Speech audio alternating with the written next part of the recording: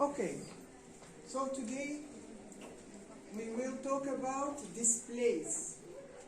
Last class we finished discussing about controls. So today we will talk about displays, some important design guidelines, and so on. So, what is a display, basically? First of all, let's remind ourselves what is a control. A control is the means by which information is transmitted from the user to the device to basically tell the device what you want it to do.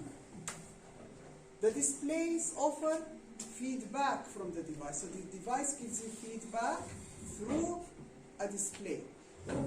So, does the device understand you, not understand you? What's going on with the system in general? Everything is given back through some kind of a display. Okay?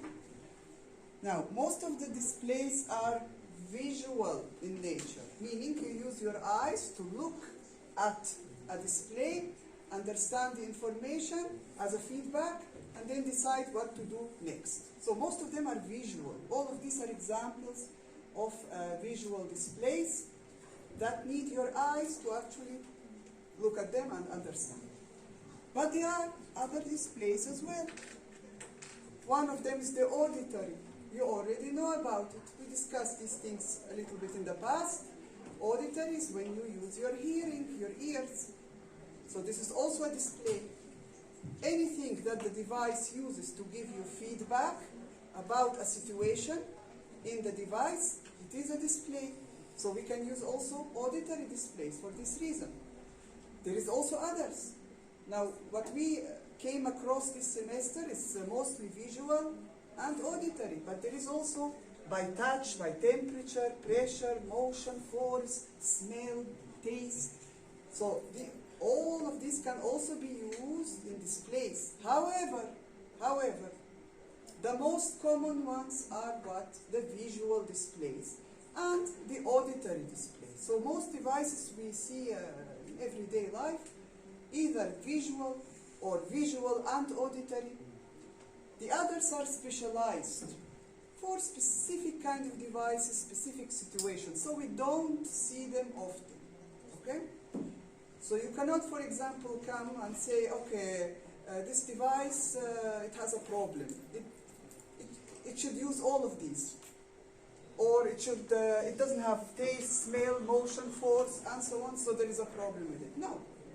Each type is used for specific situations, for specific devices, for specific reasons. But most of the time, it's only visual and hearing. So, visual displays, auditory displays. These are the most common.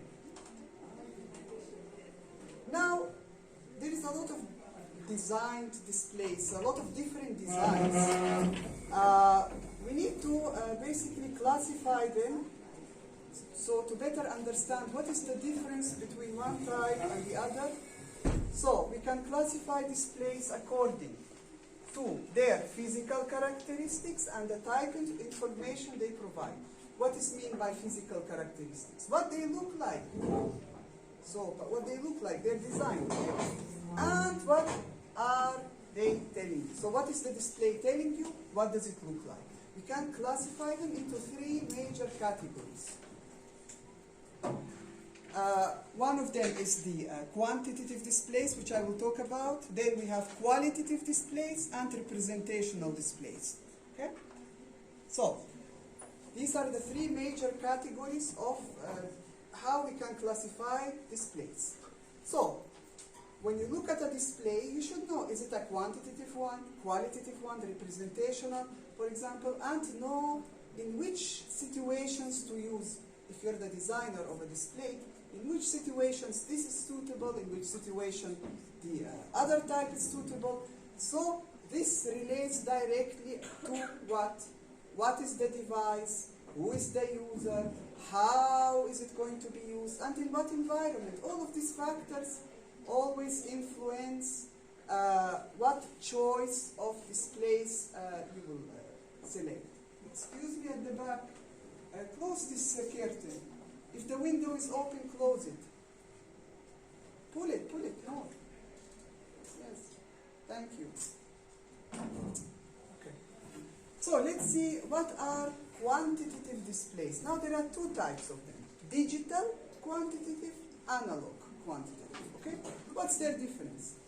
Digital, when you say a display is a digital quantity, it means it shows you information directly as a value, as a number. Okay? So for example, this is a digital quantitative display. This one also, this one also. It shows you a number and it tells you exactly, okay, this is a number for something. Very clearly, without any, so you know exactly what is the number. So this is a digital quantitative. Now, look at this display. This is an analog quantitative. What is the difference? Here we have just a number, clearly defined value. Here we also have numbers. But we have what? A pointer and a scale. So this pointer goes around the scale and tells me, again, numbers, but not directly like this. Okay? So this is here also quantitative because of the numbers, but it is an analog. So it must have a pointer and a scale. Okay? Now, so the use of a particular, which type of these quantitative displays in a design depends on the kind of information that is required. So you need to ask yourself, okay, what information does the device provide? So, is this display better option or this kind of display? So, for example, if you go to a bank, you enter a bank, you will see this kind of displays up on the ceiling. They tell you which ticket number it is. Ticket number 1, ticket number 2, and it keeps counting and counting, so that you know when to stand up and to go to the counter. Everybody sees this. So if they don't use, so what is the type used? Digital quantitative, because it tells you exactly what number. Now imagine if a designer put this kind of display in the bank. It will be very confusing. So it will not be able to tell us the information we need. So this pointer will keep going this way, that way. We don't know when should I stand up. So you need to ask yourself always when you analyze a device for mistakes, for example. In this case, a display. So is the choice correct for the situation, for the information it provides or not? So if you tell me, for example, yes, the banks use a digital quantitative display and it is a correct option, you need to explain why. What makes it correct? Why do you need exact information? Okay? So these major categories are important for you to identify what is the display type and then see, is it a correct option, not correct option, and all the reasons about it. Okay, we have qualitative displays. So the first ones were quantitative, which means with numbers. Here we have qualitative displays. So we don't have numbers. So what are these displays different than the first ones? So here the display gives you information about a particular state. For example, hot, cold, empty, full. For example, let's look at this, what we have here. We have here hot and cold. So this pointer, it goes from this to this direction. It tells us if the temperature is going towards the cold or going towards the hot. But do you need here an exact number? Like exactly the temperature is 15 degrees. You don't need it. Or 20 or 12. So if you don't need exact information, don't use it in the display. So this gives me feedback about the state. Is it hot? Is it cold? Is it medium?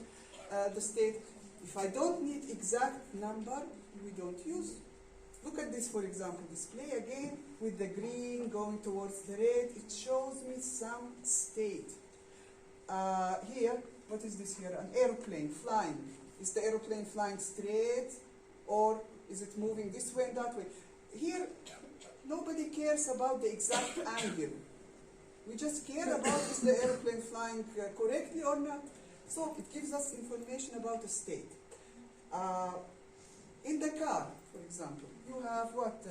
Showing you a display showing you how much fuel you have, full, empty, or somewhere in between. You don't need to know exactly how much liters or parts you have left. You don't need to know. You just need to know, am I going towards empty? Okay, I need to refuel. So, again, what type of information do you need to show the device? This is the display that you will select. Quantitative, qualitative, what type? Okay, this is very important to select the correct type for a design. We have the third category, representational displays. So here we look at something.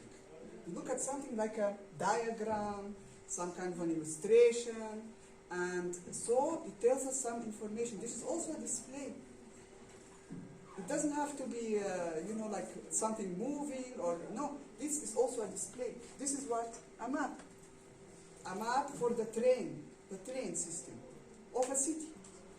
Now, these show usually simplified, in a more simplified way, something complicated. Like this, for example, is, as I said, a map of a train system of the city, or bus system, for example, okay?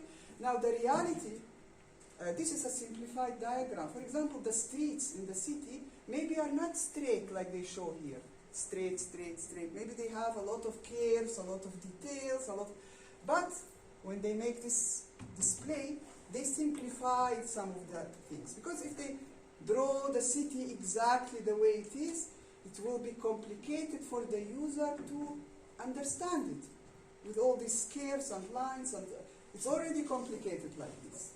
So they simplify the things a little bit to make it more clear for the user. So when you look at it, okay, I see all these points. I know I am at this point, for example, and I can see the different colors. So I know each color represents to one bus or one train, and I can know how to get from point to this to point there or there or there. Okay, very easily.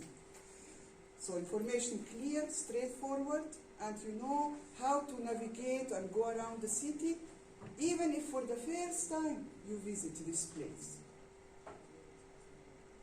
Not like here, like if somebody visits Irbit for the first time, they will get lost. Nowhere directions. Even if you ask, nobody will explain to you. So it's a chaos, the system. So this needs redesign, for example, very important. Even in Amman, it's a chaos. So this is another here example, explaining a complicated system in a more simplified way. What other examples do we have? The printing machine, the printer, sometimes paper gets jammed inside, and then what to do? You start opening, and immediately you see what? A diagram, a representational display showing you what steps to take to reach the paper. This is a representational display. And it tells you where is the safety issue, to be careful, don't put your hand here, don't put... So, all of this guideline of how to do something, this is also a display. Okay? So these are the major 3 types of displays available. Again, which one to use depends on what is the machine function, where, what kind of environment it will be used in, by whom, who are the users. It's very different if you design for an adult or for a child so who is the target group of people? So all of these things that we keep repeating, every time you need to ask yourself these questions before you decide, is it a correct choice or not a correct design decision? In this case, for the displays. Okay. Now, what in general makes effective displays? These 3 things. Good visibility, good comprehension, good compatibility. So what do these mean? Good visibility. To clearly see the displays. So if you design a display that for some reason you cannot see clearly, now not only to see the display, but the information in the display. So if you use the wrong fonts, the wrong sizes, the wrong symbols, the wrong colors, the wrong combination of all these parts, then it will become, you will not be able to see clearly the information. Also, it must be in your field of vision. So, it must be somewhere around you, within your field of vision. Like if it's now over there, in the other room, I will not see it. I will not be able to see. In this case, if a machine is in another room, and I'm supposed to know what's happening with this machine, the machine wants to give me feedback. How? Through a visual display will be a bad idea, because maybe I'm in another room. So then the machine, the designer put an auditory display, so I can hear maybe a beep sound, maybe something, okay? So I can go to the machine.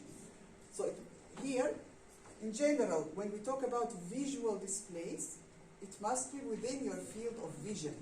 If it is not, like in some types of machines, then we need to add an auditory display, okay? Good comprehension. So, you need to be able to understand the information that the display is telling you. So if you don't understand it, then the feedback is useless, okay? So, basically, to know what to do next, you need to understand. Now, understanding of a display can be basically a result of many factors. Again, the whole design of the display. Again, so we have fonts, colors, sizes, different sizes, symbols, all of these things together, even lights in a display. All of these things affect my understanding. So, seeing something is important, understanding the information also important. Good compatibility. So when we say something is compatible, it means it works well with something else. Now, some devices have more than one display. Like we have one display, and then like for example in the car, everybody knows, we have a display for the fuel, how empty, how full. We have a display for the speed, how quickly, how slow you go. So we have many displays. Each display tells us something. Compatibility means do all this display work together as a group correctly, or there's some problem in the design. Because you see some displays are multifunctional. Like if you take the mobile, this is one display, but it has a lot of functions. I can call someone through this display, I can send a message, I can browse the net, I can do a lot of things through one display.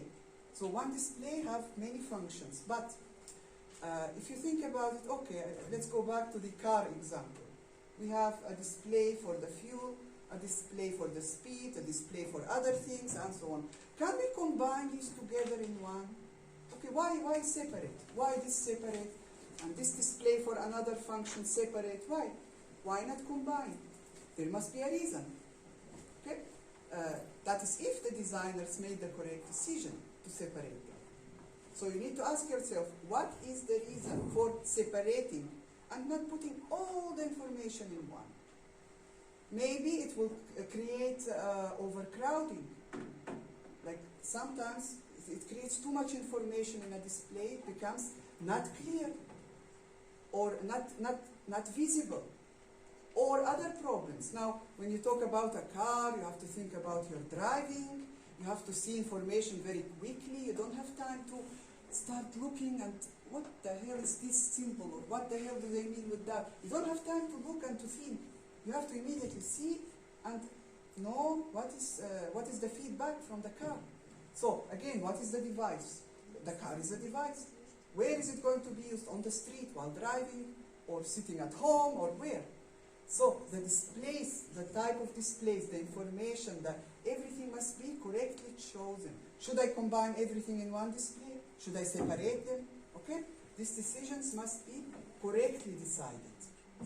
And if you have more than one display, they must, as a design, work nicely with each other to be compatible, not to create confusion. So this you need to be careful about.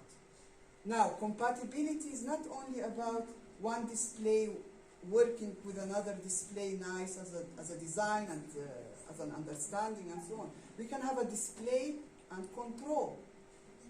So for example, this control, if I click it, the display show me information, give me feedback. Now, if I put this display and its control here, they're close to each other, it's kind of, somehow I understand this control could belong to this display. But if I put the display here and the control over there, and then another display here and the control over there, it will be confusing. Which control belong to which display? This is also a way, an example of compatibility or not compatibility with each other. So, display with display or display with controls. Okay? Are they compatible or not? So all of these things are three very important things that you need to take into consideration to make visual displays effective. Now, this is for visual displays. If you have auditory display added, again, you need to ask yourself, why is it added? Do we need it? For what reason is it there? And this influences, the choice of this influences what is the device, again, and how is it going to be used and where.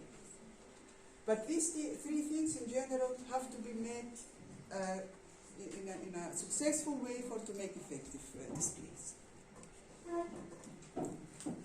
The last things, here is a few guidelines for display design. What we need to take into consideration if we design or if we analyze a device for mistakes. Okay? The viewing distance, that's very important. So, what again is the type of device? Now if I say a mobile, its viewing distance is what? From here to here, maximum. We are not putting a mobile on the wall and trying to read the information or see. Okay? So, the natural viewing distance of a device. Now, when we talk about a washing machine is a big device, it stays on the ground. The human has to go to the device, look here at some controls, use the controls, and look at display. The displays again in a certain minimum and maximum viewing distance. You are not required to see the display from 1 kilometer away. So, the viewing distance, what is it for this particular device you're talking about, okay? And for this particular viewing distance, can you see everything? So, for example, if there is fonts, the sizes of the fonts, the colors, the contrast, the combination of everything in the display. Is it visible or not? Is it clear? Is it understandable? For the viewing distance. Illumination, meaning the light. So here, this is related to the environment in which the device will be used. So for example, let's go back to the car example. The car you drive when? In what kind of lighting conditions? First of all, it's outside on the street. So it's exterior environment. You can have natural light from the sun. You can drive it at night without light, without natural light, but with artificial light. So many different lighting conditions. So these displays in front of you, you need to be able to see them during the day, during the night, clearly. Imagine if they didn't put that backlight to them. In the night, you will not be able to see them. So that would be a problem. If the designer just forgets about the environmental conditions. The same thing with any device. Look at the mobile. Now, if I look here in this dark room at my mobile, there is a certain strength of the light, okay, the backlight that it gives me. And there is an option inside the mobile. I can put auto. So, for example, if I now go outside in the light, suddenly it becomes more bright, the screen, so that it allows me to see. Okay? So this is a design feature because the designer understands that a mobile you can use in the dark, you can use outside in the light, you can use in many environmental lighting, illumination conditions. Okay? So, so you need to ask yourself, this device, in what kind of lighting conditions will be used? So, how can I make the display visible, clear, understandable through the light? Do I need a backlight or I don't need? Even the material sometimes that you put. For example, some displays are covered with a shiny, for example, surface. Can this affect my visibility? Because sometimes the light comes on the shiny surface and reflect, so I cannot see it. So I have to do with my head like this or like this. Okay? So this may be a problem sometimes. The angle of view. From what angle am I viewing the display? So again, it depends what device you're talking about. If you're talking about handheld device, you can easily change the angle of view. The angle. If I'm not comfortable like this, I will look at it like this, or like this, or like this. But some devices that are stable, you cannot move them, the angle of view can affect. It's very important. Like the washing machine. Let's say the washing machine. Okay, everybody knows this. So you go to the washing machine, you press some controls, there is a display that gives you feedback. Now this display, from my natural position, like I'm standing here in front of the washing machine, which is about this height, and if I look at the display and it's like this, perpendicular to the floor, sometimes I will not be able to read the information correctly, so I have to do like this. Okay? I can't read now, sit. If you need to go next class, explain. Okay. During the lecture, don't interrupt me.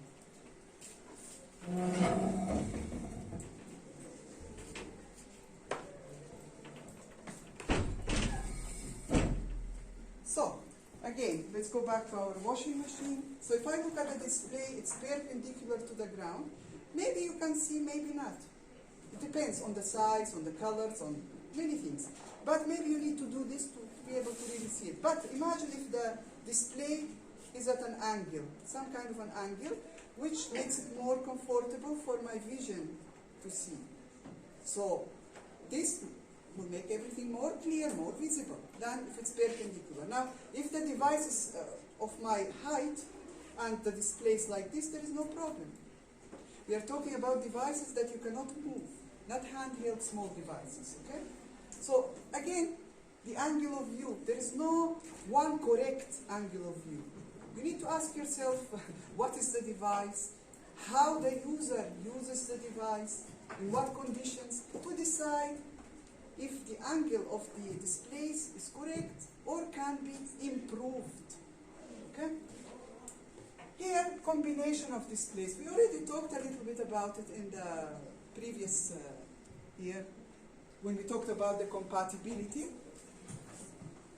Because those are, the previous ones are what makes effective displays. Okay, these are guidelines for design of displays. So there is overlap here with the information, but this is also a guideline you need to be careful about. So combination of displays. What combination? Now remember what we discussed in the beginning of the class. We have different types. So for example, maybe this one is a quantitative digital display. Then next to it I have a qualitative display with the, the pointers. Next to it, so this is also something you need to be careful about. What displays am I combining? It's not only, okay, we have separate displays. This tell me information, this tell me information, this tell me. It's also what design do these displays have? Do they give me numbers, like quantitative numbers as information? Is it a qualitative display? Is it what? And the combination, okay? What as a combination? Because sometimes this display is clear, designed very well, 100%, but when you include this one next to it, this one next to it, many other things, then it becomes maybe not clear.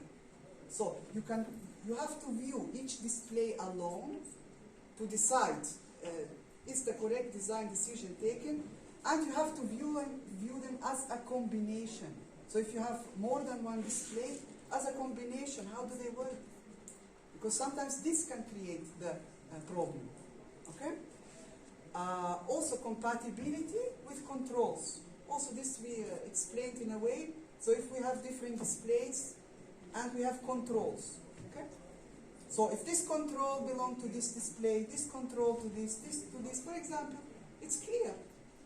But if this control belongs to this belongs to this belongs to this one, it becomes confusing. So where you put something, and if you have a control that is connected to a display, you have to press this and then see feedback from this. In general, they have to be closer to each other. So it's like designing a poster. Where are you going to put the fonts? Where are you going to put the pictures? Where are you going to put titles, subtitles? The same thing with this. When you look at it on the device, it has to be clear. This control belongs to this display. Not to be a chaos. Okay? So, this you need to analyze, think about when you look for mistakes or when you design actually something. So all of these things very important to consider. Now, your assignment for today is focused on displays. Okay? So find one device that has at least one visual and one auditory display. So we need a device with at least one. It can be more displays, but at least one. But be careful here. When we say one visual display, it could be one visual display, but it has a lot of functions, like multifunctional display. So one display, like the mobile, a lot of things can be displayed. So you need to be careful. So what I mean here is, when you take the photos, okay, and you explain about the display, don't just take one photo, this is the display, and then talk a little bit about it. If it's a multifunctional display, like you need to actually open inside, see what happens while you use different controls, because sometimes you have different type of lights, different type of fonts appearing, symbols. So you need to make many photos inside showing this multifunctional display and commenting on important aspects of it. Anywhere you see a problem, you have to comment about it. And if you don't see a problem, you also comment about it. So if you say this is a correct choice of color or font or size or whatever, you say why. Okay? Maybe it's related to the viewing distance, maybe it's related to the function of the device, maybe it's the environment, maybe this, maybe that. Okay? So, at least one visual and one auditory display must be present in the device. And of course, again, analyze it, explain any type of problems, potential problems you see, by following what we discussed in the lecture. Okay? Now, here you need to really include, as I said, many photos. Okay? Many. To really clarify each point. Maybe inside the display, it's a certain light that you're talking about, or certain font size or type, or all of these details, focus on them. Look at the display as a whole, follow the principles that we discussed, what makes them effective, what kind of design principles you have to use, and look at each point and tell me, what do you see and where could potential problems lie. Now, but very important, do not, where is this here?